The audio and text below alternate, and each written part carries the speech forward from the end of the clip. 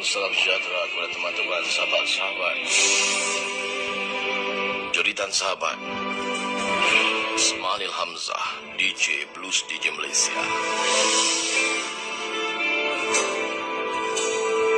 Hilang tangisan, siapa yang tahu?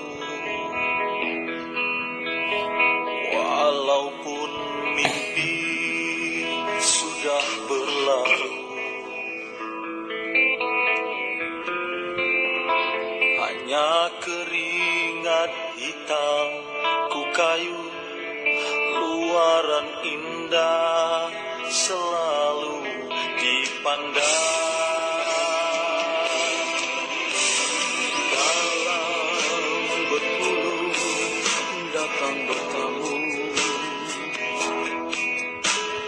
tiada satu pun kau rasa jemu.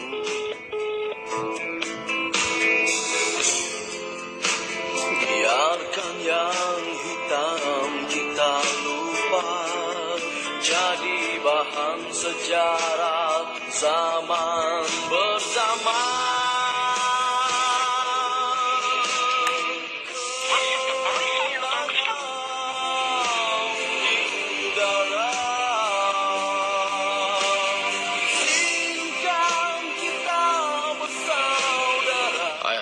Assalamualaikum, selamat pagi my friend. Okey, yang baru join tu sila komen di ruang komen. Bagaimana penerimaan audio anda di sana?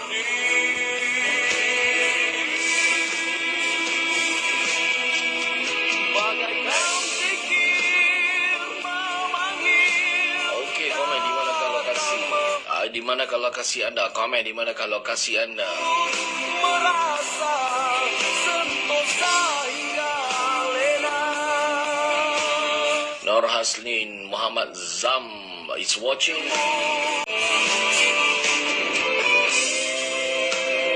Kalam Azimah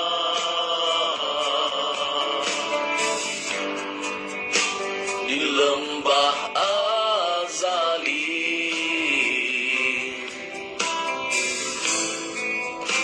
cerita sahabat. Okey, sekarang ni saya live di dua channel, iaitu channel Muhammad Yusni Yusof di Facebook, dan juga channel di Arti Ketagihan Dada Syabu di page Facebook. Kekal dihargai.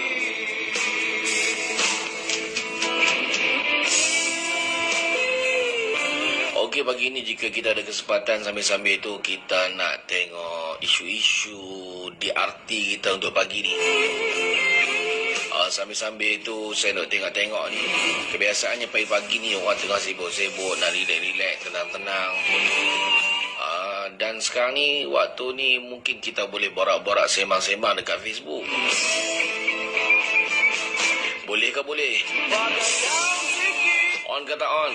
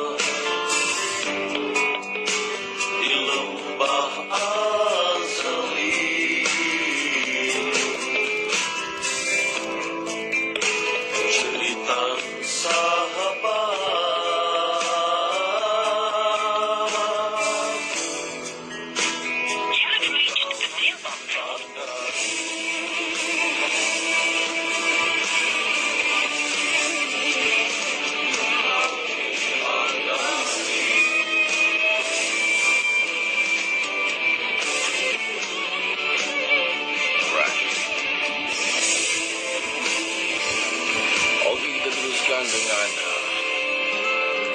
Rangka Fitnah.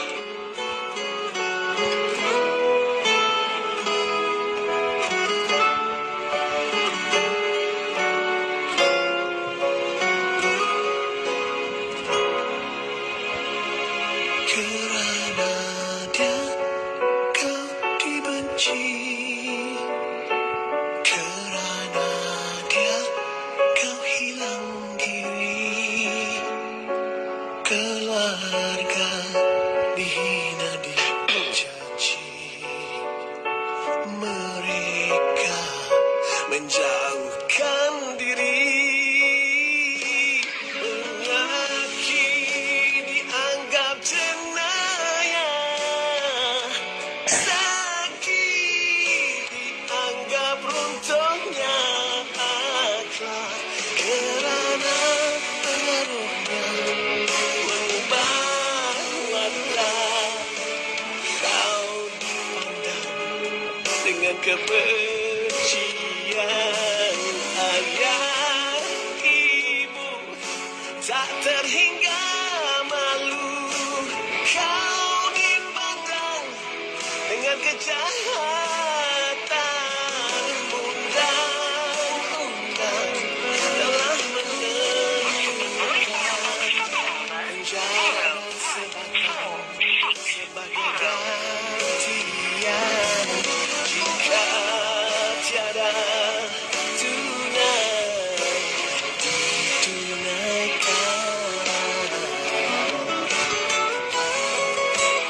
jika tiada tunai ditunaikan, maknanya penjara dan sebatanlah habuannya. Wahai insan yang miliki fikiran, mana mungkin si bijak memilih jalan syaitan. Pasti ada pengaruh dan tekanan, mereka tewas dengan pujian.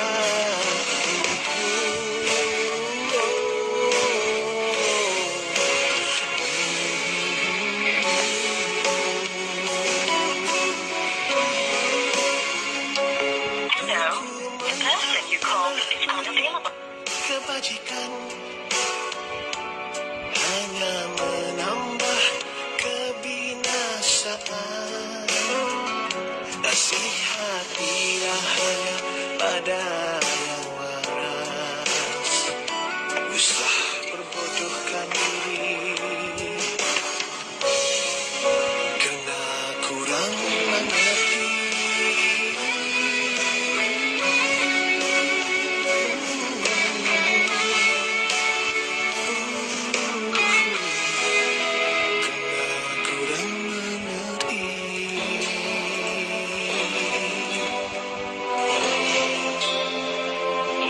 Okey, dengarkan Ella.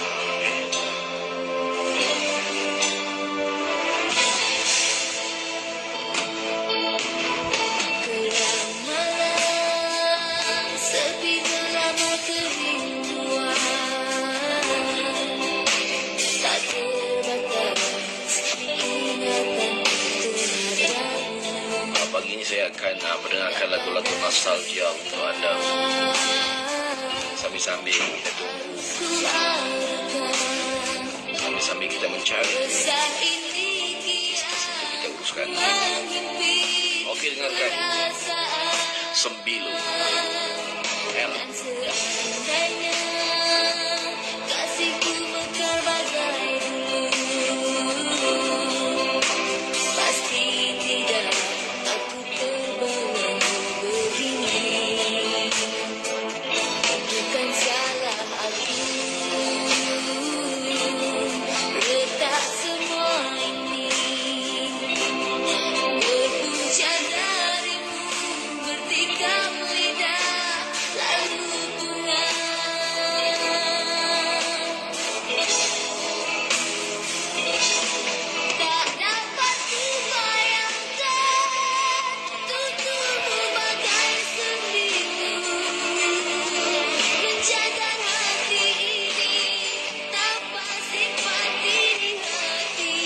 Fazli Anak is watching.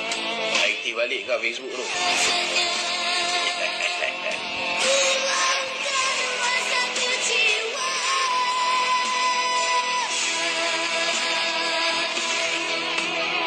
Kekasih lupakan secara cinta kita bersatu. Di manakah kau campakkan cintaku yang pernah kau sanjungi. Kekasih lupakan secara cinta kita bersatu.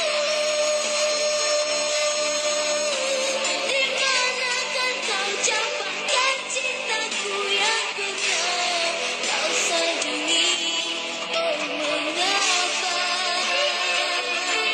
semua ini berlaku, sedangkan aku sedikit pun tak pernah curang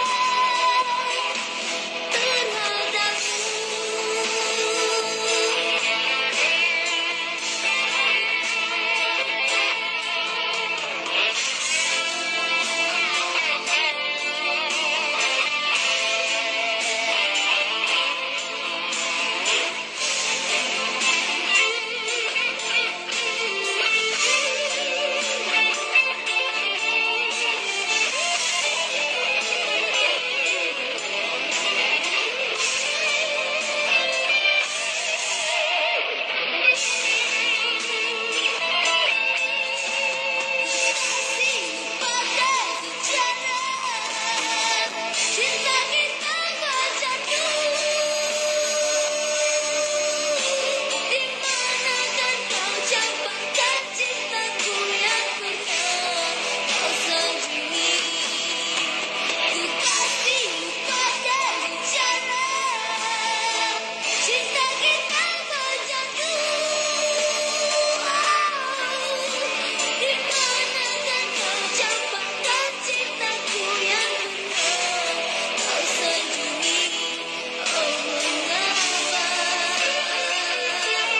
semua ini berlaku, sedangkan aku Alamak, lagu ni ada copyright dah. tak pernah Tukar lagu.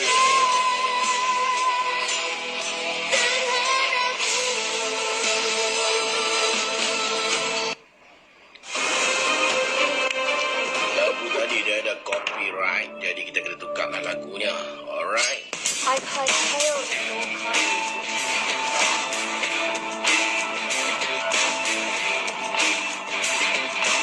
Okey, sambil-sambil tu yang free boleh bagi share. Alright, share. Share ke grup ke grup. Tak perlu share dekat wall anda. Mungkin ada rasa segan nak share dekat wall ataupun tak nak sepahkan wall tuan-tuan dan perempuan. Sahabat-sahabat semua, anda boleh share dekat grup-grup. Okey, satu hari kita boleh share kepada 50 grup. Saya nak tuan-tuan belanja saya 10 grup share. Boleh ke boleh? On ke tak on? Abang-abang, kakak-kakak, adik-adik. Okey, keruangan untuk keruangan pagi ni. Pagi ni minum kopi, tak sarapan lagi. Terus kita on di live Radio DRT. Okey, sekarang ni saya berlangsung di Facebook Yusni Yusof dan juga DRT Ketagihan Dada Syabu. Saya nak lihat siapakah bersama saya sekarang di pagi hari ini.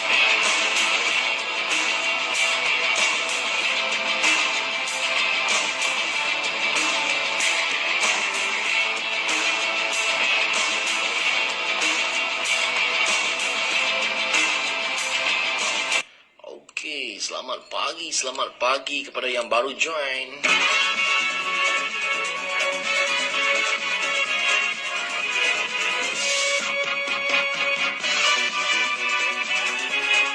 Lagu ni siapa nyanyi ni? Hamba tahu. Saya tengok Kumalasari. bertemu. Engkau datang membawa sekuntum mawar merah, pagi menjadi indah. Selamat pagi sayang, semalam pun kita berjumpa. Engkau datang bersama sejambak mawar biru, rasa berubah rindu. Beribu batu, rasa kau dekat di sisi. Di dalam mimpi, kau datang kepadaku. Kita berlari, menyapa bayu pagi. Burung yang terbang, turut berkicau, berkicau keriangan. Sayang selamat pagi, apa kabar engkau di sana? Kan ku tunggu kau datang, walau di dalam mimpi, hatiku kan bernyanyi.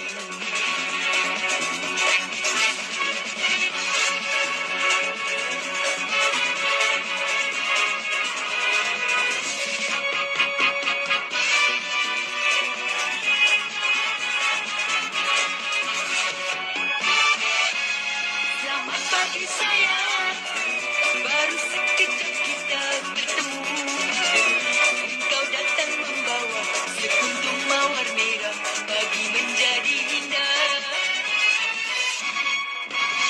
Selamat pagi sayang, semalam pun kita berjumpa. Engkau datang bersama sejambak mawar biru, rasa berubah rindu. Beribu batu, rasa kau dekat di sisi. Di dalam mimpi, kau datang kepadaku. Kita berlari, menyapa bayu pagi. Burung yang terbang, turut berkicau, berkicau keriangan. Sayang selamat pagi, apa kabar engkau di sana? Kan ku tunggu kau datang, walau di dalam mimpi, hatiku kan bernyanyi. Ya, itu. Pagi sayang.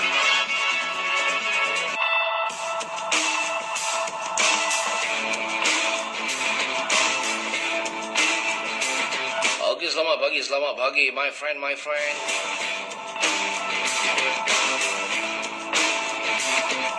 Kita mencari bahan pagi ini.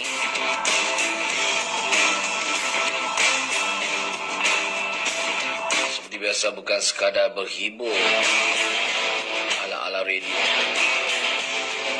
tetapi kita mencari bahan, mencari sesuatu untuk kita handle pagi ni. Biasanya kita handle di waktu petang dan malam. Biasa pagi-pagi ni jarang kita ada kes, sebab semua orang sibuk semua kan. Tapi saya ambil peluang waktu ni untuk kita live, kita share. Sekarang ni dekat skrin saya tak nampak sebarang komen sebenarnya, sebab tu saya tak baca. Kadang-kadang ada komen tetapi saya tak nampak. Saya tengok melalui telefon yang lain. Saya pun tak tahu pasal apa jadi macam tu. Okey, kita teruskan dengan lagu seterusnya. Cukup kan?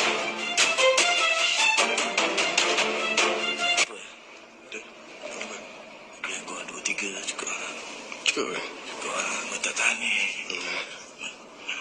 Lama aku ni bertegur. Betul, masih ada. Betul. Cepat. Lama sempat.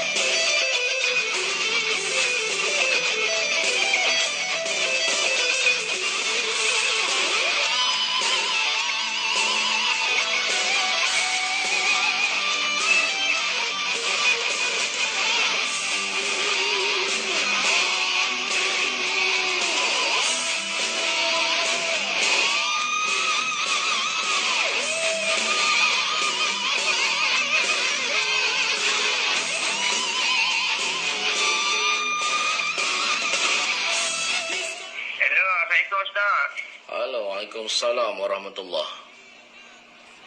Ustaz, sebenarnya dia tak telefon dekat saya.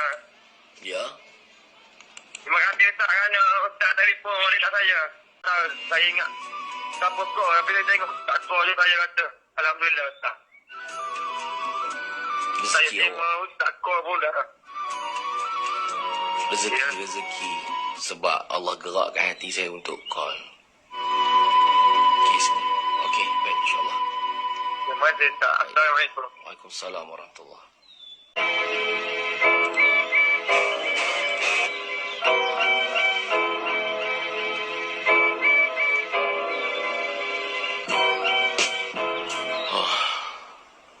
Saya pun minta maaf kepada seluruh rakyat Malaysia. Sebab sahabat-sahabat yang saya tengah sembang, saya tengah live tadi ni.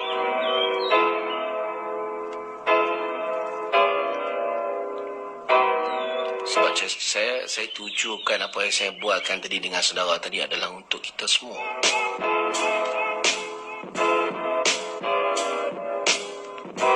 Banyak benda yang kita tak tajam dalam kehidupan kita. Kita banyak memilih untuk bagi kenyataan. Kita pilih untuk memberi kenyataan daripada memberi soalan. Sedangkan Allah Ta'ala sediakan akal ni untuk kita bagi soalan. Supaya akal ni mencari jawapannya. Tapi disebabkan kita duduk di dalam doktrin. Doktrin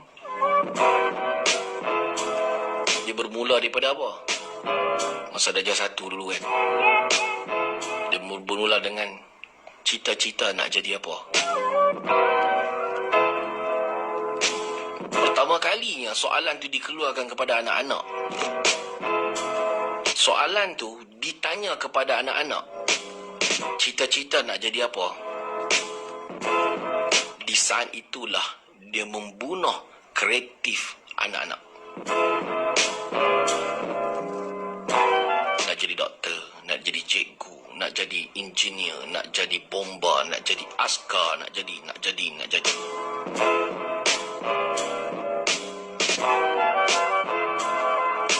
Dan mereka membesar dengan cita-cita yang berubah-ubah dalam lingkungan cita-cita tu saja. Allah Rabbi. Bila dia orang membesar, dia orang makin sibuk dengan benda yang dia bercita-citakan. Dan akhirnya mereka makin melupakan kita sebagai ibu dan ayah. Mereka lupa tentang diri mereka sendiri. Mereka lupa tentang isteri dan anak-anak. Sebab halnya kerana cita-cita palsu. Cita-cita yang tidak ada matlamat dalam hidup. Saya kesian dengan saudara-saudara saya. Saya nak story sikit beberapa belas tahun yang dulu. Saya think dia dalam lebih kurang dalam tahun 2012-2013 macam tu. Masa mula-mula anak saya masuk darjah 1. Masa tu saya hanya ada satu kenderaan. Motor itulah saya nak pergi untuk nafkah. Tak mau sebut cari nafkah, tak mau sebut perkataan cari. Hak itulah hantar anak pergi sekolah, hak itulah pergi beli makan ke apa ke. Itu je kenderaan yang saya ada. Bila hari pertama anak nak masuk sekolah, setiap kali dia nak pergi sekolah, saya khawatir dengan soalan daripada sekolah tu. Saya pesan dekat anak saya, abang, nanti bila cikgu tanya cita-cita jadi apa, abang jangan jawab nak kerja.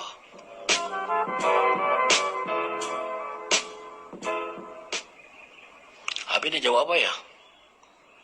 Kalau cikgu tanya macam tu, cakap, cita-cita kamu nak jadi apa? Terus jawab, saya tak nak kerja.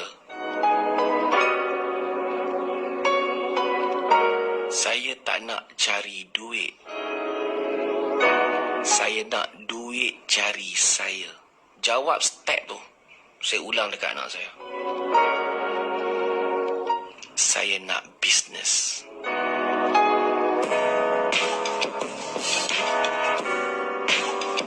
Tuan-tuan dan puan, bukan semua benda maksudnya sebelum you nak sampai tahap you bisnes, you mesti kena kerja. Maksud nak beritahu kerja tak kalut. Sekarang ni masalahnya you kalut dengan kerja. Sampai you tak ada impian selebih daripada tu. Satu hari anak saya balik. Cari saya. Ayah, betul lah. Adalah cikgu tanya soalan tu. Cita-cita kamu nak jadi apa? Cikgu tanya satu kelas. Yang ni jawab nak jadi cikgu. Yang ni jawab jadi doktor, jadi engineer. Dah jadi tu, jadi ni, jadi ni. Abang jawab apa? Saya risau. Abang jawab macam ayah ajak ah. Saya tak nak cari duit, saya nak duit cari saya. Saya nak bisnes. Lega. Selamat mindset anak saya. Waktu tu saya tak erti.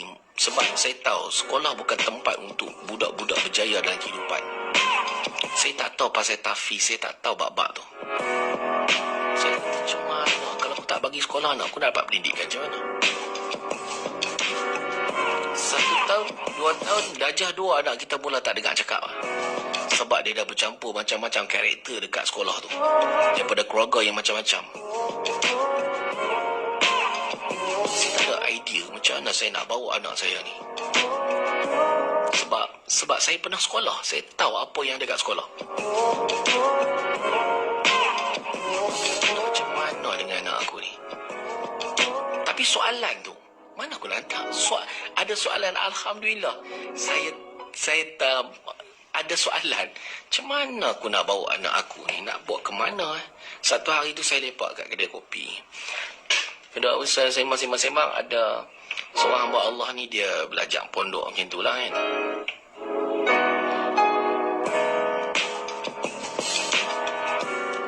Kemudian saya tanya dia, dia macam sembang-sembang macam ada satu tempat pendidikan yang lain daripada sekolah. Lepas tu saya tanya dia, budak-budak kecil ada tak pergi tempat macam tu? Tafiz lah kan. Dia kata ada. Ada tempat-tempat yang ambil umur sekian ambil. Tapi di jauh sudut hati sebenarnya tak sanggup. Takkan kau nak bagi anak pergi sana. Tak sanggup kan. Lepas tu saya gurau dengan isteri saya balik-balik. Saya bukan ada satu rasa nak hantar sebenarnya. Saya pisau kat isteri saya. Ayang, ada satu tempat lagi lah. Lain daripada sekolah. Mana? Kena hantar dekat, kita hantar dekat tafiz. Kita hantar dekat madrasah.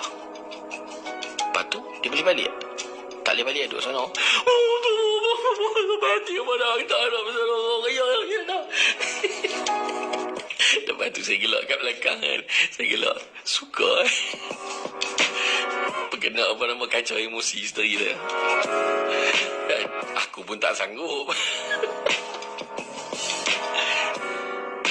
Kemudian anak membesar tu daripada darjah 1 darjah 2, kakak jadi darjah 3 darjah 4. Lepas tu kita tengok perangai anak ni macam anak semakin tak boleh dikawal. Dia cakap, cara dia bercakap apa semua. Main darjah 2 tak dengar cakap. Main darjah 2 tak dengar cakap. Sebab kita ada 2 orang kan. Ada 2 orang yang membesar. Maksudnya daripada, bukan tak dengar cakap, kita asal perbezaan anak kita time tu. Lepas tu tiba-tiba isteri saya bersuara. Abang ingat tak pasal cakap pasal tafiz tu? Pasal apa? Rasanya tak boleh ni, kena hantar juga. Kalau saya ni bercakap macam tu dengan anak-anak, agak-agak dengan isteri saya sembang bab apa. Ada orang pernah tanya saya, korang ni anak tak ada kat rumah, korang tak rasa sunyi ya? Masa tu tetamu datang rumah saya. Bila sembang dengan saya, patut tak sunyi pun. Memang banyak benda lagi kita tak sembang sebenarnya. Banyak perkara yang kita tak bersembang lagi, tak bercerita, tak berbual. Benda yang bermanfaat lah, bukan benda lara. Sebab tu rumah kami tak ada TV. Tak ada TV tuan-tuan. Daripada tahun 2011, 2012 macam tu. Saya duduk kat TV tak tengok, 2 biji sampai rosak tak tengok TV. Lepas tu tak beli lagi lah, dah rosak yang 2 biji, yang kedua tu tak beli lagi. Dan tak ada TV lah kat rumah dalam masa beberapa tahun. Tak silap saya beli TV di tahun 2016 ke 2017 saya beli TV. Sebab apa? Nak bagi mak saya duduk kat rumah saya, sebab katanya nak tengok berita. Dan saya nak tengok berita, nak tengok ceramah agama katanya. Itu ayat klise lah. Semua suci ya. Sebab dalam TV tu tak ada benda manfaat pun. Sikit sangat manfaat, kerosakan banyak. Jadi saya pilih beli TV pintar. TV yang boleh guna internet. Sebab internet ni kita boleh pilih. Dia tak keluar ikut dan dia. Yang boleh rosak anak-anak kita dengan TV sebab dia keluar ikut dan. Kalau you bagi TV pintar, you pilih YouTube, mana nak. Anak tak serve something yang negatif. Anak kita tak serve benda-benda yang negatif. Yang hantar negatif tu yes, macam kes dadah lah. Anak-anak kita tak cari dadah tuan-tuan. Tapi yang datang tu dadah. Jadinya TV ni mendatangkan perempuan telanjang, laki telanjang. Yalah separuh telanjang pun semua. Ikut dan ya, you tak boleh kontrol. Dia datang macam tu je. Tapi bila YouTube online, you nak apa, you type je you nak apa. You nak baik dapat baik, you nak buruk dapat buruk. Dapat? Boleh faham cakap tu? Okey? You nak baik, you dapat baik. You nak buruk, dapat buruk. Itulah online. Macam tuan-tuan tadi nak cari isu masalah, macam mana nak handle masalah drug. You type je, you nak apa. You jumpa saya, you jumpa tu, jumpa ni. Itu yang jumpa. Sebenarnya online ni lebih kurang macam masyarakat dekat luar biasa je. Macam kita pilih kawan-kawan dekat luar ni je sebenarnya. Dia pilihan. Tapi macam dekat sekolah tak ada pilihan. Dia sediakan syllabus ni. Dia sediakan audience ni, masyarakat ni. Dan you hadaplah benda tu. Maknanya tak ada pilihan. Kalau dia jumpa macam tu, macam tu. Dia jumpa macam ni. Kalau datang main bawa peti syabu, heroin, pil kuda dalam kaca tu, tunjuk kat anak kita, hak tu lah kira anak kita dapat. Jadinya isu dadah ni anak kita belajar dekat sekolah. Belajar dekat sekolah. Dia kenal benda tu dekat sekolah. Atas HDK sendiri pun, kalau nak bagi pelajaran tentang dadah, dia tak cerita dekat anak-anak bini dia dekat rumah. Dia tak bawa balik peti dadah tu, bawa balik. Macam tunjuk kat anak ni, ayah nak bagi tahu kat hampa ni. Yalah, dia kena HDK kan. Dia mesti nak kempen anti dadah. Kempen dekat anak bini kat rumah tu, bawa benda tu bawa balik. Bos bawa balik, saya nak tunjuk kat anak. Sebelum saya tunjuk kat orang lain, anak orang lain kat sekolah, saya tunjuk dulu kat anak saya kat rumah. Ada dia berani buat itu, dia tak buat kan. Pendidikan dadah, pengenalan tentang dadah daripada sekolah. Bila saya cakap macam ni dekat cikgu, jawapan apa? Arahan. Tu je, arahan. Kami terima, aku rakyat Malaysia, aku ada hak untuk bersuara bab ni. Pendidikan dadah bermula daripada sekolah. You jadi haters, tak duduk you cerita pasal dadah dekat budak-budak yang belum ada jati diri. Kalau ikut budak sekolah rendah, apa jati diri dia ada? Tiba-tiba perkenalkan satu benda yang negatif. Come on. Hantar kat sekolah, tunjuk. Ini syabu, ini heroin. Awas, jangan isap dadah. Yang kau tunjuk ni apa benda? Budak tu tak tahu apa. Saya pernah sekolah lah. Saya dulu pun bela. Apa dia ni dadah? Saya sendiri pun tanya, dadah ni apa? Awas. Tapi waktu tu pun saya tertanya-tanya juga. Waktu saya darjah 1, darjah 2. Kenapa dia cerita kat aku? Tak apalah, biarlah. Lepas tu, cikgu ramai turun. Kempen dadah. Kempen anti dadah. Mai turun. Mai tengok. Bagi masa khas untuk time tu. Pakak tu tengok dan cermin. Macam ni. Ni apa dia ni? Ni heroin, ni syabu. Kau boleh fikir dah masalah isu ni, isu apa? Kan korang ada PhD kan? Diploma, degree apa semua ni. Kau tak faham ke apa benda yang berlaku? Okey, tak apa. They just know what is this. Okey, oh itu cara budak dah. You share. Datang token, datang closing je. Apa ni? Ni dah datang. Rasa sikit. Tak apa. Tambah pula dalam kempen-kempen orang, oh dadah menyebabkan khayalan apa semua ni. Boleh ni ketagihan. Dia jadi high, seronok macam ni. Kau faham tak? Jadinya saya tak rasa tempat tu selamat. Tak apalah. Saya komplain, saya tak buat. Tapi tak tahu waktu tu macam mana nak hantar anak pergi mana. Tak tahu nak hantar sekolah, nak hantar mana tak tahu. Alhamdulillah, isteri saya pun bercakap, bersembang, berbual. Abang ingat tak abang pernah tanya ayang dulu yang nak hantar anak ke tahfiz ke madrasah? Tak boleh abang kena hantar anak tengok mereka ni. Main masuk darjah 2, tak dengar cakap. Okey, abang cari. Masa tu saya dekat Kelantan. Masa dekat Kedah tu. Masa kat Kedah masa tu cover waktu petang kan. Pagi sekolah rendah. Sambung petang cover. Isteri saya tak setuju bila anak kita benamkan masa belajar sampai lewat. Maksudnya sampai petang, sampai malam. Kami tak mau. Sebab kita tahu budak-budak manusia tak boleh terima lebih daripada beberapa jam. Dan korang bayangkan budak-budak sekarang belajar bila ikut arus perdana macam biasa. Daripada pagi sampai petang ada sambung tuition malam. Korang tak kesian ke anak korang? Kalau korang duduk tempat dia pun korang tak lepas lah.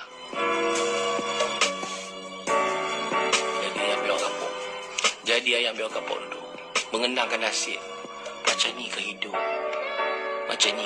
Anak tu fikir macam ni ke hidup aku tengok.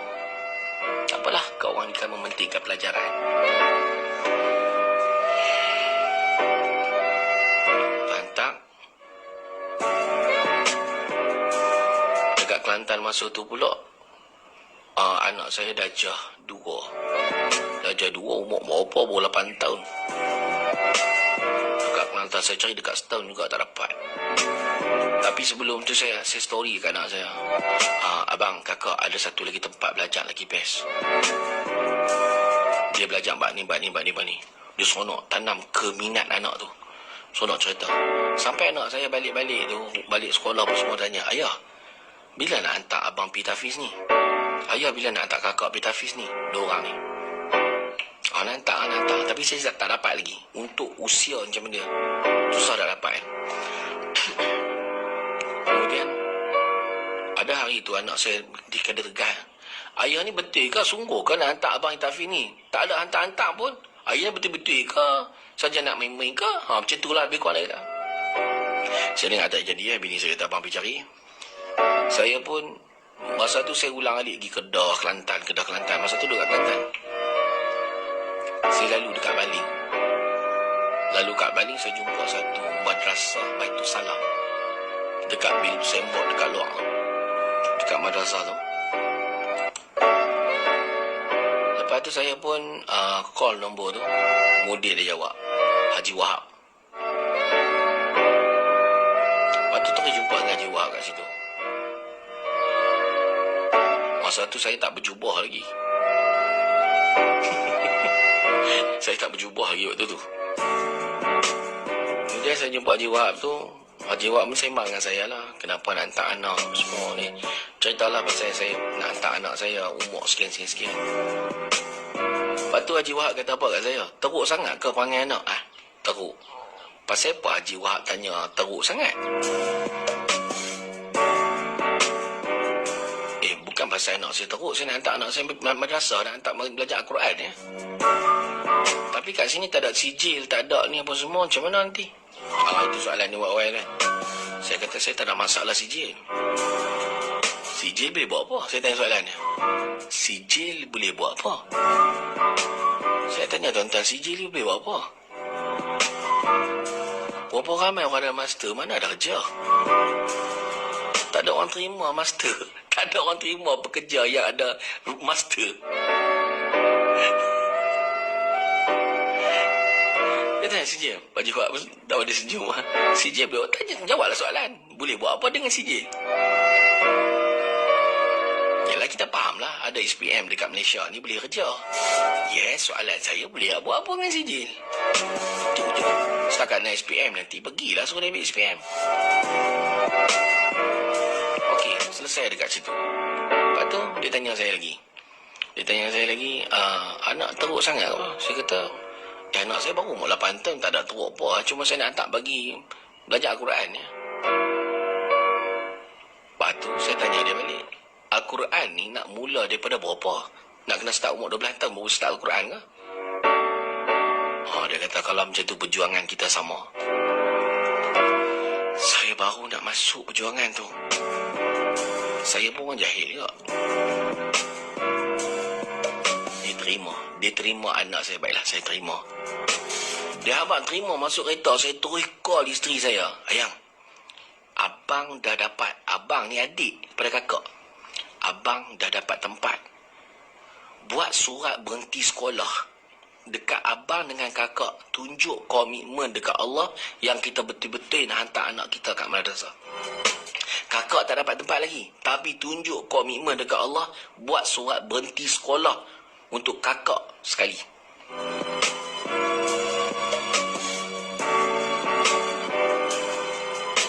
Isteri saya pun buat. Isteri saya staff nurse. Dia ex-service staff nurse. Dia ex-service sebab saya beri arahan berhenti kerja. Korang ingat senang lah nak suruh bini staff nurse berhenti kerja. Aku pula meniaga pasar malam je time tu. Sebab tu bak lain nanti kita story lain. Saya gunakan kuasa veto untuk isteri saya berhenti kerja. Beberapa kali saya minta dia tak nak berhenti. Saya kata, jom pergi pejabat agama. Kita buat surat tunjuk taat. You berhenti kerja arahan suami. Barulah dia berhenti kerja. Tapi setahu tu dia komplain aku. Komplain. Abang ni acik kerja lah. Abang cik meniaga lah. Kami ni macam dia. Komplain hari-hari. Itu cerita masa tahun 2000. Tak silap saya. Tahun 2010. Tak apa, kita sambung yang Kienak tadi. Kita sambung yang Kienak tadi. Kemudiannya, isteri saya pun buat surat. Kita tak ada masalah untuk buat surat menjurat. Sebab saya dulu pun buat kerja yang... Saya pun kerja dengan government juga dulu. Isteri saya pun kerja dengan government juga. Jadi kita Alhamdulillah lah tak ada lah reput sangat. Kemudiannya, isteri saya dah buat surat. Buat surat tu. Hantar kat sekolah. Jadi, tak ada banyak cerita. Mudah saja. Dapatlah berhenti sekolah.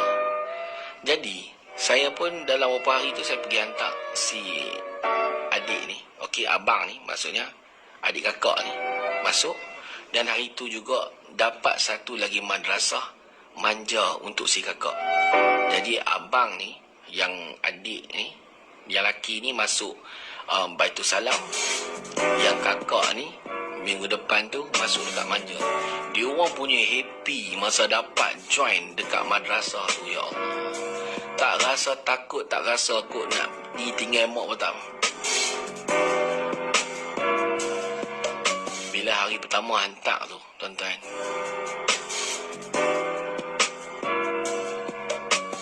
tak ada lah nak hantar lah. Umur 8 tahun.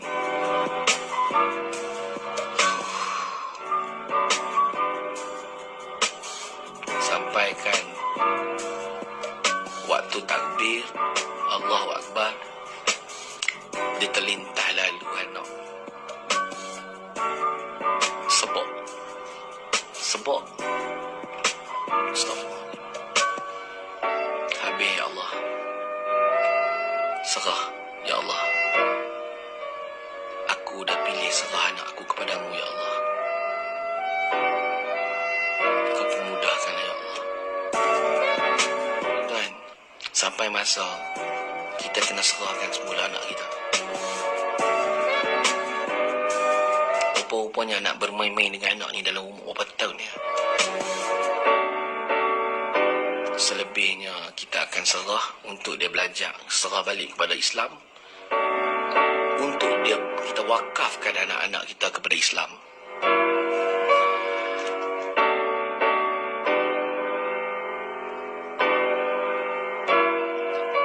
Kemudian bila dia dah masuk madrasah apa semua, alhamdulillah, kehidupan kami semakin berubah dengan cara drastik. Berubah sangat-sangat drastik. Kalau tuan-tuan nak tahu waktu tu saya nak hantar anak-anak saya, kami tidur dekat R&R ya. Tidur dekat R&R, tunggu time nak hantar apa semua. R&R pula dekat R&R Tawar tu. Tawar R&R sunyi tu. Kan hantar anak kat Bali. Kami duduk kat Kelantan. Kereta pun waktu tu kami baru ada kereta lah sebenarnya. Baru dalam beberapa bulan macam tu lah saya baru ada kereta.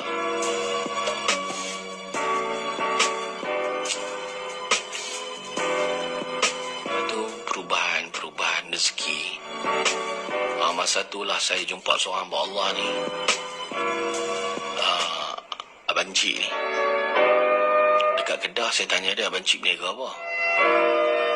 Dia kata saya berniaga barang-barang sunnah, dia kata. Tuan-tuan, ni biarlah orang kata saya buat benda tu kerana apa, tapi itu yang saya buat. Sebab saya rasa sangat letih bila jadi orang susah. Saya rasa sangat letih bila jadi orang miskin. Saya letih ya tuan-tuan. Orang tak suka, anak kita orang tak suka. Sangat letih. Jadi saya nak ubah hidup saya. Saya tak nak lagi dah lah orang tak suka kat kita, nanti anak kita pun orang tak suka. Kemudian satu hamba Allah ni, Abang Cik ni, saya tanya dia, Abang Cik buat apa? Buat bisnes apa? Saya buat bisnes makanan sunnah. Ni nak cerita bila saya pakai jubah. Okey, saya tak tanya, itu je soalan saya. Just santai. Tapi Abang Cik ni dia sambung lagi. Dia kata, benda-benda sunnah dia kata, syaitan tak boleh ikut. Kalau dia ikut, dia terbakar.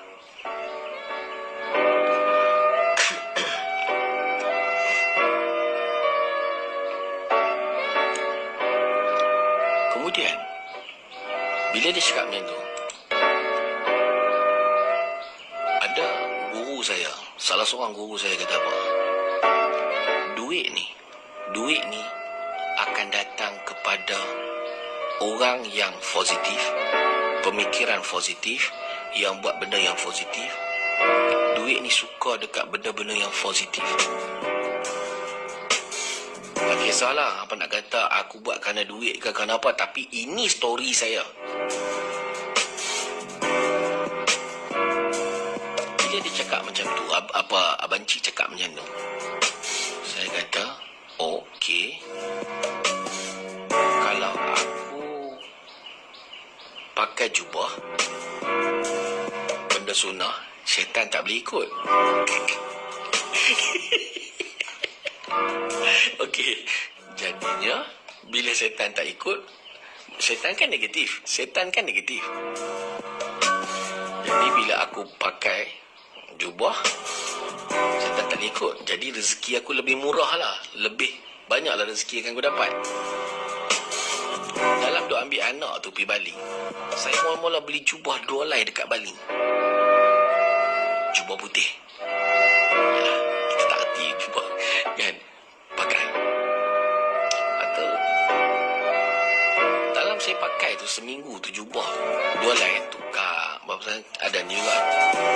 Saya punya sale meningkat 2 kali ganda, 3 kali ganda, 5 kali ganda.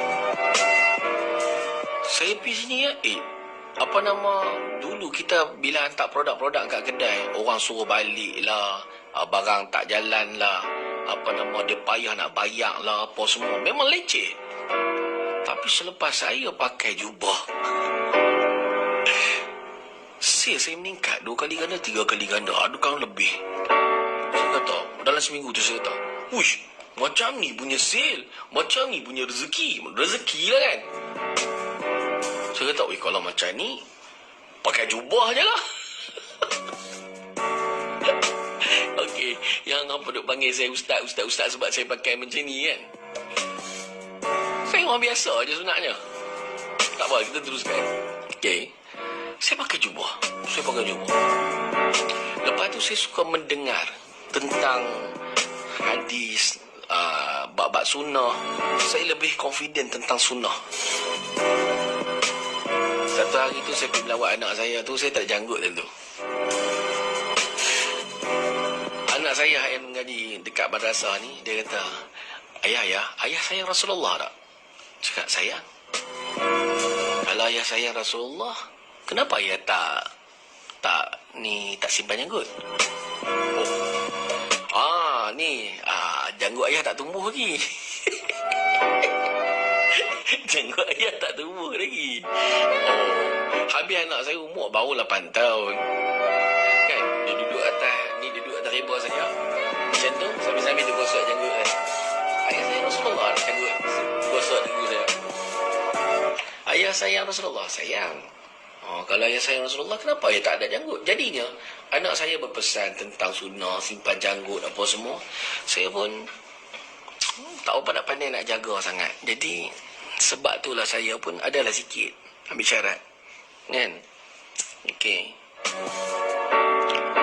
Life, tuan-tuan, bila amal, maksudnya, sunnah adab. Maksudnya, sunnah pakaian, sunnah janggut. Bukan sunnah ilmu pun. Bukan ilmu sangat lagi pun. Baru macam-macam tu. Allah Ta'ala buka. Dapat ilmu baru. Kalau kereta rosak, bayangkan. Kereta saya rosak di tempat yang boleh settle dengan mudah masalah tu. Masalah memang ada, tapi cepat je Allah Ta'ala settle kan. Saya ni jalan ikut dan ni, dalam hutan ke apa ke, dekat Kelantan, Kedah apa semua ni. Pukul 11 ke 12 malam, 3 pagi saya Kedah ya. Sepanjang macam tu Allah Ta'ala bagi. Allah, walaupun kita jadi masalah, tetapi tidak ada masalah. Syukur Alhamdulillah saya bertambah yakin dengan sunnah. Tuan-tuan, anda kata tuan-tuan rasa macam pening kepala, tak tahu nak buat apa dalam kehidupan kita ni. Tak tahu nak buat apa. Asyik macam tu, problem ni. Saya cadangkan, you tengok apa-apa sunnah, you buat je yang mana yang boleh dikira sunnah. Kayu sugi, of course lah, sedekah apa semua, yes. Kayu sugi, okey, ni kepiah ke apa ke, simpan janggut ke, buat je. You nampak perubahan life you, yang sebenarnya memang tak logik. Hakikat sebenar rezeki memang tak logik. Sebab kita ni dihidupkan dalam dunia ni, kita hidup ni atas doa ihsan. Allah Ta'ala bagi kita hidup ni, rezeki semua ni, semuanya atas sini. Sebab tu cerita DRT, Drug Rehabilitation Therapy tadi, masalah dadah adalah masalah kerosakan akal. Akal ni tempat untuk menarik, untuk kita berdoa. Sebab tu Allah larang kita rosakkan akal ni, tempat kita berdoa. Doa bukan sembarangan. Tak apalah, saya terus. Saya sampai saya dah terbiasa, saya beli lagi dolai, jumpa beli. Masa zaman saya pakai baju biasa, ni lusuh bau ni, nak beli baru tak boleh. Lusuh. Naik motor apa semua, lusuh. Nak beli baru, tak boleh beli baru. Beli setahun 2 kali macam tu. Lepas tu ulang pakai. Setahun sekali 2 kali. Sampai lusuh bau. Tak boleh beli. Banyak-banyak lah. Bila dah start pakai jubah apa semua, beli kepiah, sagi beli. Boleh beli. Masya Allah. Senangnya aku dapat beli. Lepas tu pula, jubah-jubah kita beli pula, dah semakin lama kita semakin ambil benda yang premium. RM50, jubah yang berpuluh-puluh kan. Daripada jubah yang RM100. Lepas tu kita beli jubah-jubah yang rasa macam yes, sunnah, apa salahnya? Aku appreciate benda ni dan aku beli benda yang lebih premium. It's okay. Dan boleh beli. Alhamdulillah penuh almari. Subhanallah. Saya tengok. Rupa-rupanya kita tak perlu pun jadi pandai sangat. Kita ikut je sunnah Rasulullah. Ikut je. Dan kemudian mulalah kita start nak tengok hadis. Kita start nak tengok tu apa dia perjalanan untuk hidup sukses. Rupanya betul-betul sunnah menjana sukses. Sunnah ni sebenarnya menjana sukses. Kalau kita tak sukses dalam life kita, kita check balik apa benda sunnah yang kita tak buat. Boleh jadi banyak perkara sunnah yang kita tak buat menyebabkan hidup kita kelang kabut.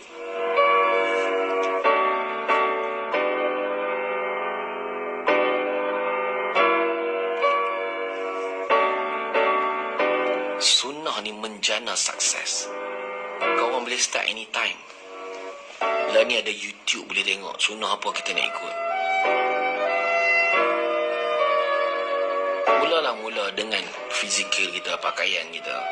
Bukan saya suruh tuan-tuan pakai jubah. Saya ada seorang hamba Allah ni. Bila saya jumpa dia, sembang dengan dia apa semua ni, semua hamba Allah ni, cerita tentang story life dia. Lepas tu dia follow tuan-tuan. Dia meniaga tepi jalan. Dia jual something lah. Saya tak sebutlah jual pun. Dia meniaga tepi jalan. Dan selalu dia kena orang kata, ini tempat ni kita nak duduk lah, apalah. Badaran datang, kacau lah, itu ini. Macam-macam. Ni dia cerita selepas tu lah. Dia kata, aku teringat cakap aku pasal sunnah tu. Aku nak pakai jubah, aku tak boleh pergi lagi. Dia kata, aku cannot go lagi nak pakai jubah. Dia pakai ni ya. Dia pakai songkok, dia pakai kepiah putih ya. Dia pakai kepiah, lepas tu dia meniaga. Dia kata sepanjang dia meniaga, start dia pakai kepiah tu, dah tak ada siapa dah bandaran kacau ke, macam orang main nak kacau meniaga semua. Tak ada. Dia kata benda-benda tu tak main lah. Dia kata. Saya dengar, wow, menarik cadang. Kan? Lepas tu dia memberanikan diri, dia follow, dia pakai jubah macam saya, apa semua dia pakai. Alhamdulillah, hidup dia pun berubah. Wow, saya nampak dia, maknanya, sunnah ni tuan-tuan, kalau kita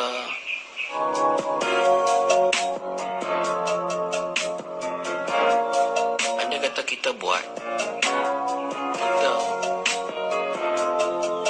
dapat pahala lah. Kita buat dapat pahala. Andai kata kita tak buat, kita rugi besar. Bila kita tak buat, kita rugi besar. Sebaik-baik manusia yang memberi manfaat pada manusia lain. Okey, selepas lama daripada 2014 saya pakai jubah. 2014 saya pakai jubah. Satu hari tahun 2017 dekat Bangi Avenue,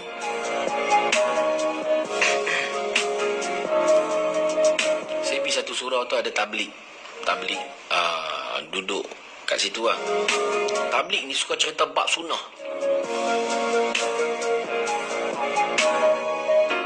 Dalam lepas solat dia pun akan buat dia punya ni kan.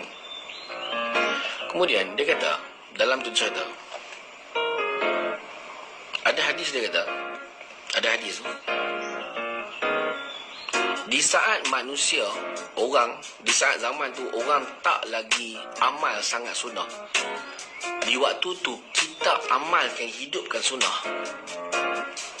Allah Ta'ala bagi ganjaran, offer kita ni akhir zaman ni. Anda kata kita buat sunnah ni, Allah offer kat kita, siapa yang ikut follow sunnah, pahala dia 100 kali syahid. Patutlah boleh berubah macam ni. Saya dengar kan, 100 kali syahid. Patut Patutlah boleh ubah hidup. Patutlah rezeki macam tu. Patutlah macam ni. Patutlah macam ni. 100 kali. Ya Allah. 100 kali ganda. Kita nak peluang syahid fi sabilillah. Masa mana? Dengan kita kelompok dengan dosa-dosa yang banyak ni. Tiba-tiba tuan-tuan hidup sunnah pakai ni. Tuan-tuan hidup sunnah. Tak tahulah mana-mana satu sunnah. Sugi ke apa ke. Tuan-tuan dapat pahala 100 kali syahid tuan. Allah Rabbi, patutlah boleh berubah kehidupan. Dapat rahmat Allah. Mudah-mudahan insyaAllah.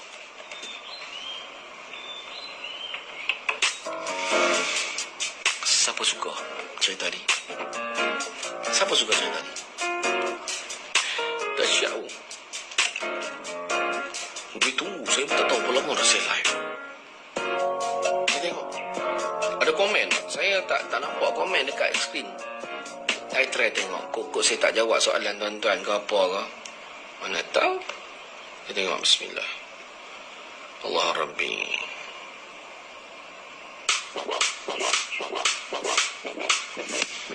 Oh ya, ada komen. Ini tak ada. La ilaha illallah. Subhanallah. Okey, komen daripada Boy. Boy kata Marjan terbaik bro. Terima kasih Boy. Pak Yus kalau nak rawat orang tak mau guna. Orang kalau tak mau guna orang tiga boleh tak? Memang tak ada orang tiga. Saya direct dengan saya aja, tak ada orang lain. Oh, you nak masuk you isteri apa semua tu Nanti tengok keadaan. Oma Ita. Oma Ita terbaik. Terima kasih Oma Ita. Kat skrin tak ada. Serius, saya bukan tak nak baca you punya ni. Memang tak ada kat skrin. Okey, Muhammad Balik. Siti Rahayu. Assalamualaikum Pak Yus. Waalaikumsalam warahmatullahi. Oh, banyak orang merajuk. Saya tak baca. Alright. Lepas tu Facebook. Beritahu katakan sesuatu supaya hati-hati. Ketagihan dan Syabu tahu anda ada di sini. Okey, Boy. Boy kata, Pak Yus. Oh, patut dia kata Pak Yus. Sebab apa? Memang saya tengok dekat skrin ni. Tak ada komen langsung. Saya pun heran. Saya pun tak komen. Tapi baru ni saya check memang.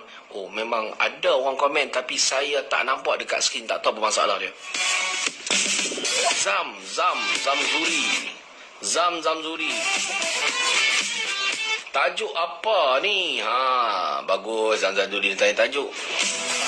Kita boleh sapu je tajuk apa pun. Tadi kita cerita apa yang terlintas. Saya ni memang spontan ya. Pian kata salam Pak Yus. Waalaikumsalam warahmatullahi. Boy. Ya Pak Yus. Alright. Itu daripada komen-komen yang saya dapat. Okey. Tadi kita cerita tengok isu brother tadi kan. Kita gulung cerita tadi. Brother tadi dia ada masalah syabu. Okey. Dia ada masalah syabu, kemudian dia keluar daripada IDK, dia tak ambil dalam masa beberapa tahun. Kemudian dia pilih untuk ambil ketum. Kemudian dia upgrade ketum dia kepada Cakoroy. Dan tiba-tiba di PM saya memang saya tak nak ambil sebarangan. Bukan nanti saya nak menjawab macam-macam. Kemudian ya, dia merayu-rayu minta apa semua. Dan kita story, dia cerita tentang kerja, isu kerja. Sebab kerja korang sanggup buat apa-apa. Kita gulung. Ramai orang sanggup korbankan bermacam-macam dalam hidup ni kerana kerja. Sebab kita memang dididik untuk kena fikir kerja ni. Kerana kerja ni ramai orang membelakangi banyak perkara. Ini dikatakan kecanduan. Ada orang ditunggu anak lama 7 tahun 8 tahun nak anak. Tapi Allah Ta'ala bagi dia 12 tahun tunggu anak, tak dapat anak. Tapi bila Allah bagi dia anak, selama 12 tahun dia tak dapat. Umur anak 3 bulan, dia mula start bagi orang mengasuh. Hakikat dia. dia lebih sayangkan kerja dia daripada anak dia. Semua tu hipokrit sebenarnya. Kerja tu lebih penting. You kena fikir benda ni. Apa salah je you dah tunggu 12 tahun anak, 10 tahun tunggu, you dapat anak, you resign. Fokus. Besarkan khalifah. Jangan bimbang bab rezeki. Dah tentu saya tujukan kepada perempuan-perempuan, kepada wanita, kepada ibu-ibu. Lepas tu nanti you tak nak anak you kacau you tak nak anak you ni you bagi anak tu sekolah panjang-panjang sampai ke petang. You nak rehat, you tak nak anak you kacau you bagi anak you tuition.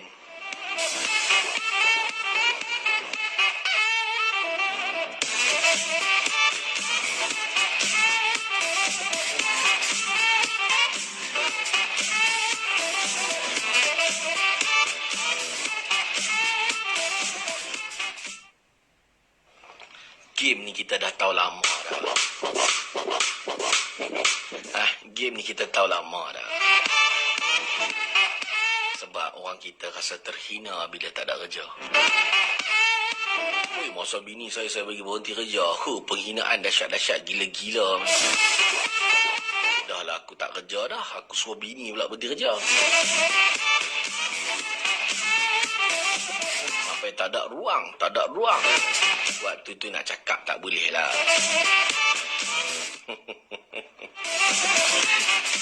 Alhamdulillah Allah Maha Kaya. Pasti saya dapat berhenti pada tahun 2010 macam tu lah, tak silap. Saya bagi arahan dia berhenti kerja. Berhenti. Jaga anak-anak. Itu pun selepas anak yang ketiga. Saya dah tengok dah tak tahan sangat dah dengan apa yang saya tengok, tak tahan sangat. Ayang berhenti kerja ayang. Buat apa nak berhenti? Ayang kalau kerja pun, bini saya staff nurse. Ayang kalau kerja pun 7 jam ayang kerja, 8 jam ayang kerja, 7 jam lah staff nurse. Paling-paling sangat bos nak bagi kat ayang 100 je sehari. Tapi kalau 7 jam tu ayang bagi dekat abang pergi meniaga, berapa banyak kita boleh buat. Kan tahu waktu tu saya buat apa? Saya meniaga dekat Pekanat pasar malam je.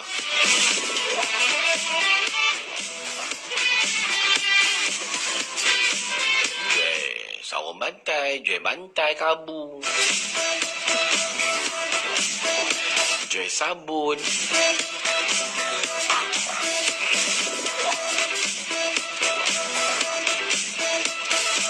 Buat benda-benda yang macam tu. Kemudiannya, dia kata tak mau lah. Bapa nak berhenti. Saya faham, bini-bini kita ni, kalau dia berhenti kerja, dia kena mengemah rumah, kena jaga anak. Sebenarnya, mereka sendiri pun tak mau buat kerja tu. Untuk menghalalkan mereka tak buat benda tu semua, kerja lah. Dia orang sanggup pay. Bayar tak apa, sampai habis gaji tak apa, saya akan aku tak buat kerja tu.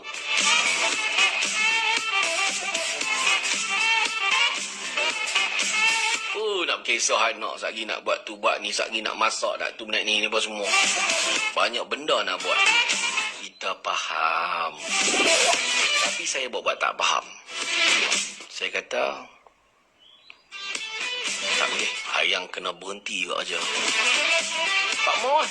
Kali ketiga saya cakap, okey, tak apa.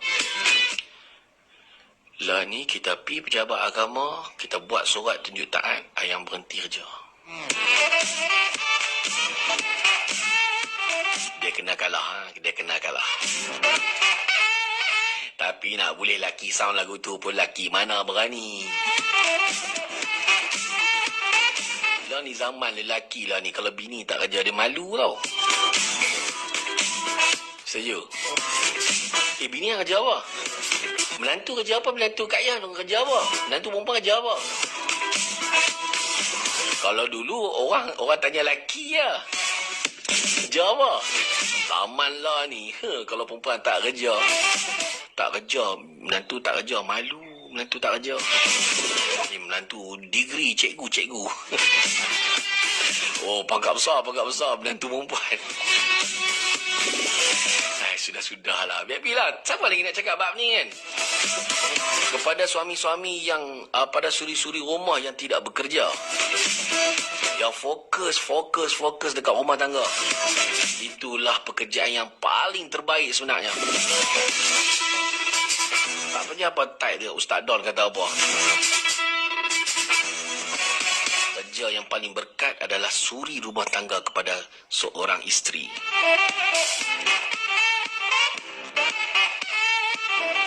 Ada je suami sanggup ketepikan kelebihan untuk diri dia sebagai seorang suami dilayan isteri. Asalkan I tak malu sebab you dah ada pekerjaan. Jadinya, hak mana suami yang isteri dia tak bekerja, anda sebenarnya terbaik. Anda sebenarnya terbaik. Yeah. Beruntunglah anda.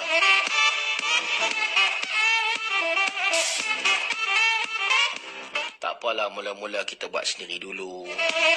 Kemas rumah sendiri dulu. Allah akan tambah rezeki.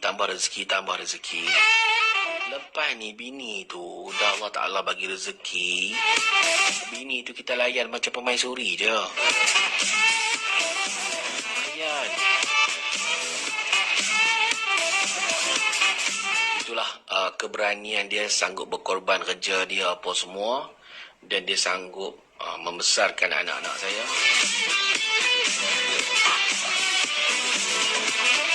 Apa yang saya nak buat, saya nak bahagiakan keluarga saya. Dalam masa yang sama, saya nak bahagiakan keluarga ramai orang. Dengan berkongsi apa yang boleh saya berkongsi supaya memberi manfaat.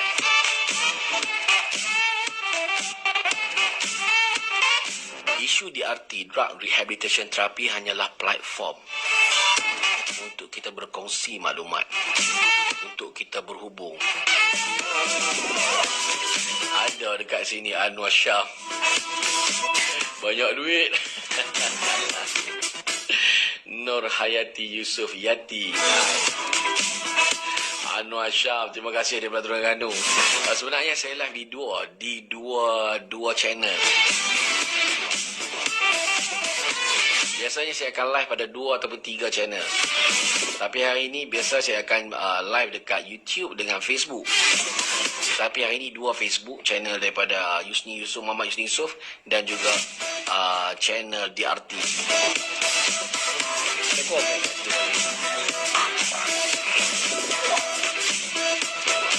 Okey, itu pegulungan. Bercerita tentang macam mana anak saya nak masuk sekolah, kerisauan saya tentang sebenarnya membunuh kreatif anak-anak. Tuan-tuan, you kena ingat lah. Ni, saya nak share lah benda ni. Ikutlah you suka tak suka, tapi ini share saya apa yang saya cuba buat dalam live, siapa yang saya buat dalam live. Dengar budak. Kalau kita humban dia semua benda macam orang tua, budak-budak pi sekolah belajar pen retah duk tengok garis balik rumah apa nama ni kerja sekolah apa semua. Mana pergi dia zaman budak dia, zaman dia nak bermain, mana dia. Kalau semua kita nak suruh dia buat, di mana perkara budak yang perlu dia buat? Nak bermain, nak berseronok, nak apa, mana dia? Bagilah dia main. Kita dulu boleh main guli, boleh main 7 kasut, boleh main 7 tin, boleh main macam-macam. Budak-budak zaman sekarang, kau orang tak bagi langsung peluang dia jadi budak. Tiba-tiba jadi orang tua daripada budak sampailah ketua. Dia tak, jiwa budak dia tak dapat nikmati. Sebab kita mak bapak ni, kita terlampau sangat nak tengok kejayaan, nak tengok A. Terlampau sangat nak ke A tu. Penting A tu. Korang nak berapa A, aku boleh post. InsyaAllah aku post.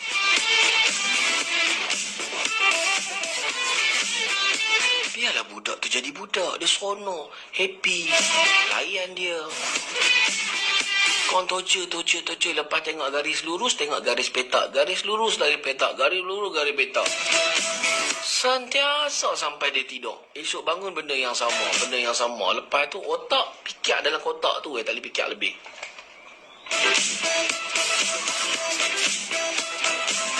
Boleh setakat tu. Ini kebimbangan saya dengan saudara-saudara saya. Dia terlalu taksub sangat dengan pelajaran sampai anak tak ada kehidupan. You sendiri pun dah tentu dah macam tu. Anak pun jadi macam tu juga. Come on, this is a life. Nikmatilah kehidupan ni. You tak boleh buat benda tu macam contoh cerita brother tadi. Tak jumpa mak setahun sekali, setahun 2 kali. Jumpa bini seminggu sekali. Duduk serumah seminggu sekali tu jumpa bini. Masalah sekarang benda tu lah. Jadinya ubah, ambil peluang, bagi masa dekat diri kita. Okey, bagi masa dekat diri kita, dekat isteri kita, dekat mak ayah kita, dekat anak-anak kita.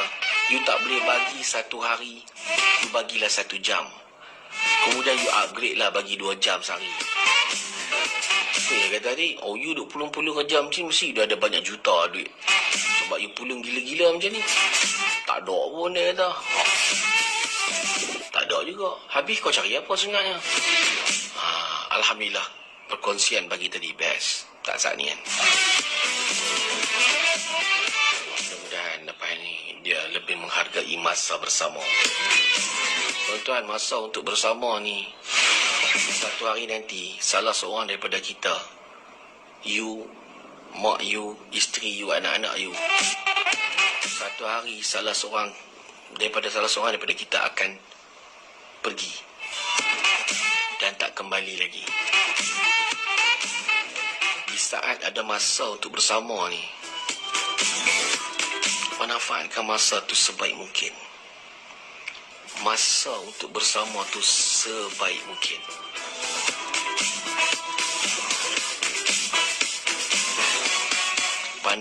Pandang wajah isteri, tengok wajah anak, tengok sepupu apa, tengok muka mak, tengok dalam-dalam. Satu hari nanti boleh jadi aku ataupun dia yang pergi, dan aku tak boleh tengok dah wajah ni. Boleh bersembang dengan bini, sembang lah. Boleh sembang dengan suami, sembang. Buat apa hanya suara waktu bergaduh saja kita nak keluar suara. Laki bini ni bergaduh dengar suara. Sembang kurak, kuki, tak ada. Tapi, ni apa dah ni? Oh, tu laki. Ni tak kena. Bini pula, abang pergi mana? Bisa lagi, ambil lagi lah. Macam itulah mak ayah.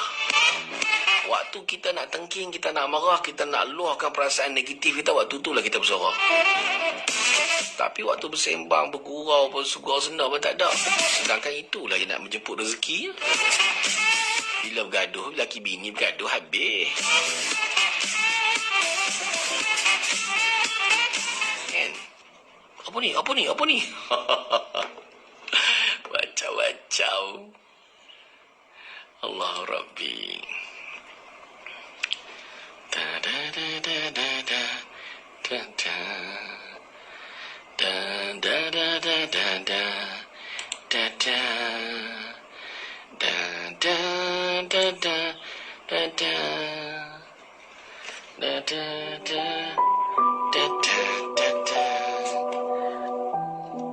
Wacau lama saya tengok mak ai. Ralik sampai 3 jam.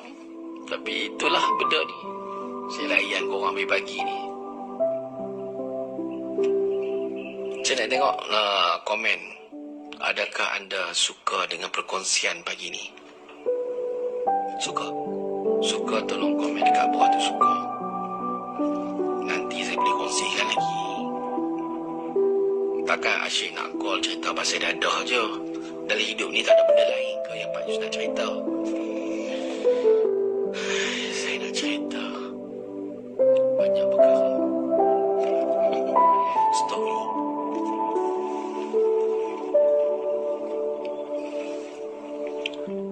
Mudah-mudahan tuan-tuan dan puan, kita diberi peluang.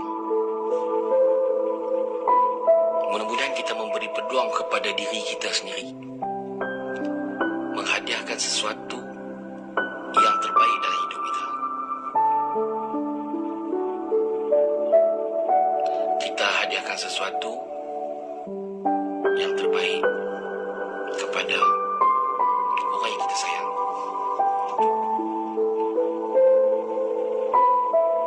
Kadang-kadang boleh jadi dah lama kita dah lupa apa yang kita nak beri kepada pasangan kita. Kita terlupa matlamat hidup kita. Masa berlalu, pergi macam tu saja. Penuh dengan kerugian. Kerugian perasaan. Kerugian masa. Kerugian wang ringgit. Tapi benda yang paling kita rugi bila kita rugi masa untuk bersama. Sebab masa ketika ni kita tak dapat ulang lagi lah. Ada juga di antara saudara-saudara kita yang terlepas waktu tu. Sebab boleh jadi ayah dia dah tak ada lagi. Nikmat untuk berkongsi kehidupan dengan ayah dah tak ada dah. Boleh jadi ibu dia dah tak ada lagi. Kehilangan nikmat untuk berkongsi nikmat hidup bersama ibu. Ada juga orang dah kehilangan isteri, kehilangan suami, dan ada yang kehilangan anak. Dan nak kongsikan. Sebelum ni sibuk. Kita terlupa nak beri. Tuan-tuan, kita ni Allah Ta'ala cipta dengan penuh rasa kasih sayang. Kasih sayang Allah. Kita ini hidup ni adalah dalam kasih sayang Allah. Apa saja yang kita dapat dalam kehidupan kita, apa yang kita lalu, sedih, seronok, suka, duka, sebab Allah sayang kita. Kita ni dijadikan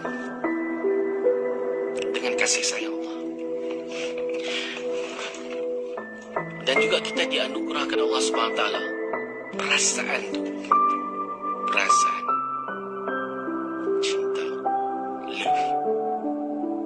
Cuma kadang-kadang kita salah penafsiran. Kita rasa kasih sayang ni perlu dibalas. Bila kita beri kasih sayang kepada anak, kita nak anak balas. Kita bagi kasih sayang kepada isteri, kita nak isteri balas. Kita bagi kasih sayang kepada saudara-saudara kita, kita nak dia orang balas. Sebenarnya kasih sayang ni, cinta, love ni, dia hanya ada perlu satu je. Give. Memberi. You sayang dia, you beri kasih sayang you. You bagi duit dekat anak you, nak pergi belajar ke, dia nak sesuatu apa semua, you just give. Sebab you sayang dia. You beri kepada dia sebab you sayang. Dan you tak mengharap apa-apa pun daripada anak tu, kan? Macam tu juga isteri, you beri sebab you sayang dia. You tak buat apa-apa perjanjian pun untuk dia balas balik apa yang you beri dekat dia. Sebab itu love. Memang cinta, sayang tu macam tu. Allah bagi kat kita semua kehidupan ni, sebenarnya Allah tak minta apa-apa balasan pun kat kita. Allah okey kalau kita tak balas. Cuma bila kita bersyukur, kita berterima kasih, Allah tambah lagi rezeki kita. Bila kita balas sayang tadi, terima kasih ya Allah, terima kasih ya Allah, terima kasih abang, terima kasih abang, tolong khidmat juga saya, terima kasih abang, tolong buat air, terima kasih abang, terima kasih. Apa perasaan orang bila orang ucap terima kasih, bila kasih sayang tu dibalas, macam nak bagi lagi ya kita. Itu kita hamba sesama hamba Allah yang Maha Kaya. Bila kita bersyukur, kita berterima kasih, of course rezeki tambah lagi. Sebab tu, jika kamu tidak berterima kasih kepada manusia, samalah juga kamu tidak berterima kasih kepada Allah Subhanahu Wa Taala. Terima kasih. Terima sayang you. I give back. I give. Hanya ucapan thank you. Berapa ramai kita tak suka berterima kasih kepada suami. Asyik tengok yang negatif je suami. Macam tu juga kita tak ucap terima kasih kepada isteri. Sedangkan isteri dah buat macam-macam.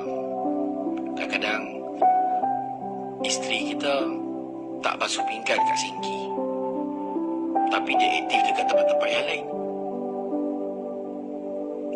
Kita rasa isteri kita ni macam malas nak basuh sinki, tapi kita tak tahu yang isteri kita tu suka shopping dan beli baju kat kita.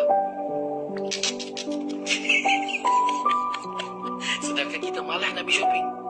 So, terima kasih. Kan? Ucap terima kasih. Thank you dah hati. Oh, tak apalah. Dia rajin beli baju kat aku, beli kasut kat aku. Sebab aku memang aku nak buat live. Gurau sikit. Maknanya tengok di sudut positif. Tuan-tuan, hari ini isteri saya bagi saya ruang untuk saya berada di sini sekian lama. Dan dia tak sebut berajak saya pergi mana. Tuan-tuan tahu dah pergi mana ni? Saya nak cerita kat tuan-tuan. Di saat ni, saya sedikit kekalutan untuk uruskan isu-isu DRT. Dan saya minta excuse untuk saya tak pergi ke pertandingan anak saya, dua anak saya, tilawah. Dan hari ini, isteri saya tak balik. Dia akan menginap kat hotel dekat sana. Sebab besok ada lagi. Dia tahu. Dia bagi time tu untuk anak-anak saya. Dan saya berada kat sini. Saya ambil time ni untuk beri dekat you all.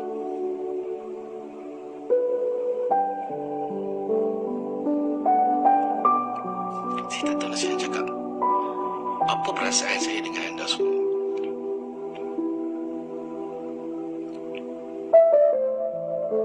Saya pernah lalui situasi yang rasa sangat teruk dalam hidup ni. Saya rasa saya ni sangat teruk, tak dipandang. Muncullah ada anak-anak yang belum lagi besar, boleh fikir waktu tu, dan isteri saya masih setia bersama saya di saat tu. Saya tidak boleh jamin mereka setia dengan saya di saat itu. Boleh jadi anak membesar bila tengok bapak dia jadi dia pun rasa tak happy. Boleh jadi isteri kita pun tak happy. Saya tak nak kehilangan dia orang hanya kerana I am nobody. Because saya sayangkan mereka. Saya tak nak anak-anak saya membesar dalam keadaan orang hina dia sekeliling. Sebab bapa dia nobody. Saya fight. Walaupun macam tu, walaupun hantar anak sekolah, duduk tunggu anak balik sekolah tu. Kalau macam ni aku nak kena buat, macam mana aku nak ubah hidup aku? Asyik nak kena tunggu anak balik sekolah je ni. Bila masa aku nak bekerja? Bila masa aku nak buat tu buat ni? Bila masa boleh ubah hidup aku? Berhenti sekolah. Tak apa, bagi ayah masa. Dalam beberapa tahun ni, ayah nak bina sesuatu. Faham? Ikut. Kalau tuan-tuan nanti saya akan tunjuk gambar-gambar saya. Kami tidur dekat kami ni tidur dekat R&R. Bukan tidur rumah adik-beradik pun. Tak tidur rumah adik-beradik pun. Pergi Kedah, tidur dekat R&R Gurun. Anak saya ramai tuan-tuan, 5 orang. Yang saya bawa. Isteri 7 orang. Satu figure yang tak boleh pergi rumah orang sebenarnya. Dapat?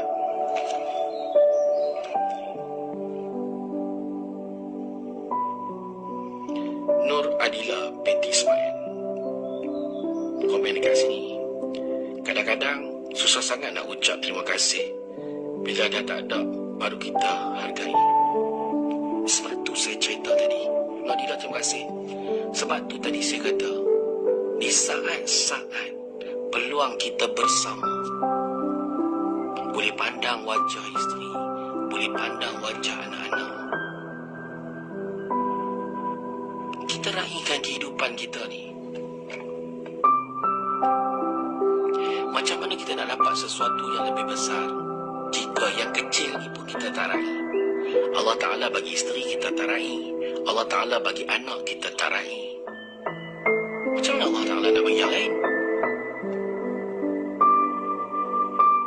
Ucap terima kasih benda yang sikit pun tak boleh. Isteri buat ayah datang. Terima kasih. Buat ayah khabar. Terima kasih. Ni laki macam ayah buat kat kita. Ni apa sepah ni? Pasepah ni mesti ada apa-apa ni. Pasepah ni. Oh, kedah. Ni pasepah ni. Pasepah ni. Ni mesti ada udang sebalik mi ni. Bila jarang-jarang, biasalah. Memanglah yang tu yang akan berlaku. Sebab jarang-jarang buat. Tapi kalau you suami selalu buat dekat isteri, dia semakin percaya yang you buat sesuatu tu adalah sebab you sayang dia. Tuan-tuan, sayang ni kena tunjuk. Sayang ni kena tunjuk.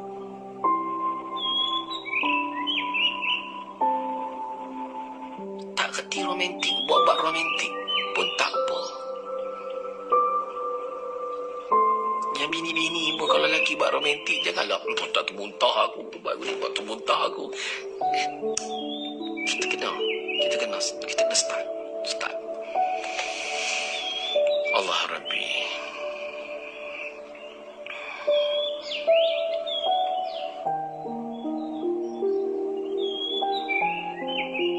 Itulah di antara yang kita kongsi ni. Rasa terima kasih. Love untuk diberi, bukan mengharapkan balasan. Give. Anda kata you dikhianati dalam percintaan you. Contohlah, you bagi. Tiba-tiba you rasa anak you khianati. Dia orang tak jaga hati you, dia orang ni apa semua. You jangan bertikai lah. Kalau you bertikai, kesian dekat anak you. Tama-tama kalau you tu mak. Setitis air mata ibu menitis, anak tu letih berenang di lautan dosa. Allah sebenarnya nak tengok sejauh mana kita boleh give. Kenapa arwah dekat alam barzah minta hidup? Dia nak buat apa? Dia minta nak hidup semula. Bagi peluang kami hidup semula. Dia minta hidup semula tu, dia nak buat apa dengan kehidupan dia bila dia dapat hidup? Dia nak sedekah. Arwah-arwah yang dah meninggal minta hidup kat dunia ni nak buat satu perkara. Dia nak give.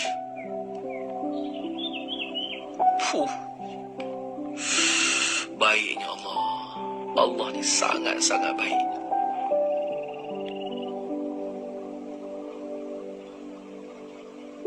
Dia bagi kita hidup. Begitu panjang umur kita, peluang untuk kita lakukan, memberi sebaik mungkin, sebanyak mungkin apa yang kita nak bagi. You tak ada duit, you boleh bagi senyuman, you boleh bagi rasa, macam-macam you boleh bagi. Tambah pula bila you ada isteri, you boleh give. Orang lelaki bila dah kahwin, pahala 70 kali ganda. Kalau solat tu satu buat seorang, kali 70. Wah, pergi masjid kali pula. Jemaah, give. Bayangkanlah selimut anak yang tengah tidur dapat pahala syahid. Give. Ambil selimut anak tengah tidur malam, tutup. Hanya benda tu Allah Ta'ala bagi. Betapa Allah naknya kita ni kasih mengasihi sesama kita. Sebab Allah itu maha cinta, maha kaya cinta.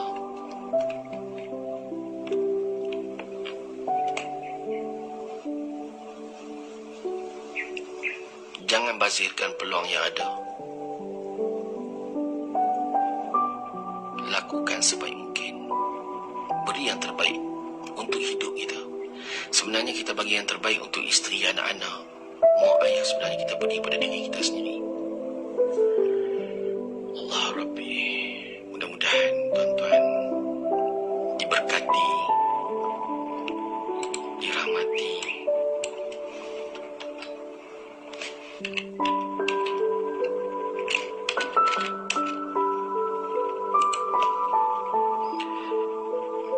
Okey, insyaAllah saya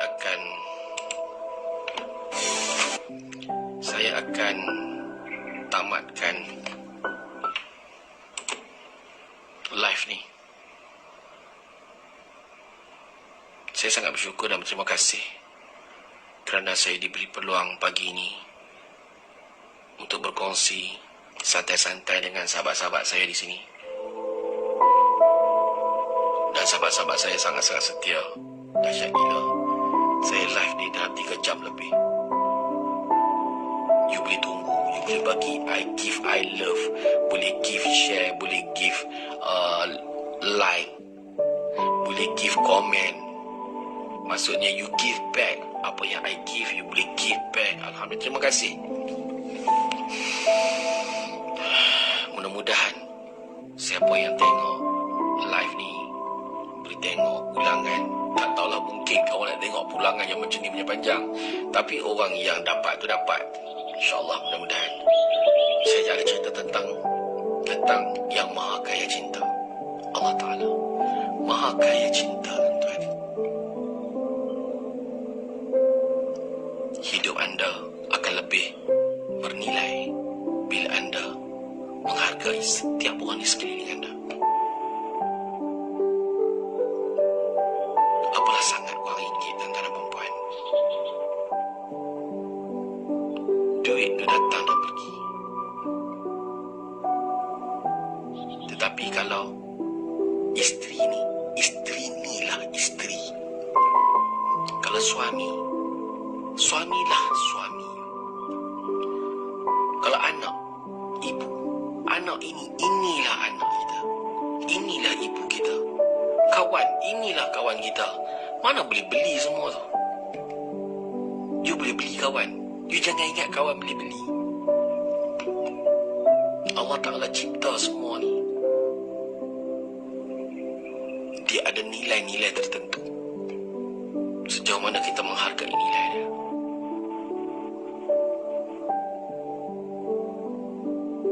Semoga perkongsian pagi ini bermanfaat. InsyaAllah, mudah-mudahan dah pendengar.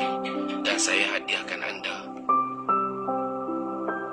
dengan lagu ni. Adalah lagu terakhir dan mengakhiri live kita. Saya sudahi dengan Assalamualaikum warahmatullahi wabarakatuh.